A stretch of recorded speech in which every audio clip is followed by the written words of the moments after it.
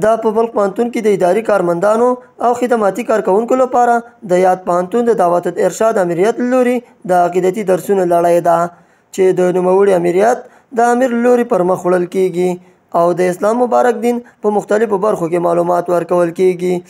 په بلخ پوهنتون کې د دعوت الارشاد امیر مولوي ضیاء الرحمن عابد د دغه عقیدتي درسونو د بېلابېلو برخو د تشریح کولو په اړه داسې وایي.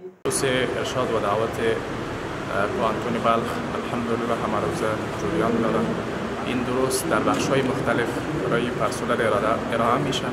از جمله درس تفسیر قرآن کریم است، درس مسائل فقهی است، مسائل عقیدتی است و همچنین بخشی از سیرت رسول الله صلی الله علیه و سلم نیز برای پرسنل ارائه میشه و همچنین دروسی برای ملازمین و کسایی که سطحشان پایین هستم در بخش تجوید بر اونها برنامه هایی هست و اونها هم برنامه خود دارن تا در قسمت نمازشان و مسائل دینیشان آگاهی بیشتر حاصل بکنن.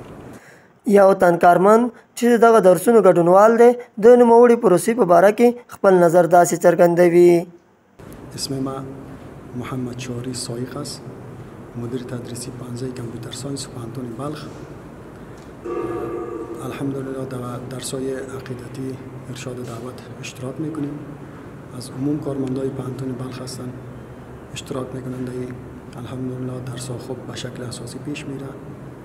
از طرف صبح است پیش از اینکه ما در شعبات خود بریم و میایم در اینجا از این درس مستفید میشیم و در روزمره در زندگی خود استفاده میکنیم. چون هم باید وویل شي چې په بلخ پوهنتون کې د یادو درسونو د تطبیق د لړۍ په دوام کې د اداري او خدماتي کارکوونکو د علمیت د لوړوالي په اساس په اونۍ کې 3 ورځې یکشنبه تفسیر، دوشنبه او سهشنبه د عقیدتي درس تدریس کیږي چې د نصاب چارې د لوړو زده کړو وزارت د هدایت په اساس ترتیب شوي دي.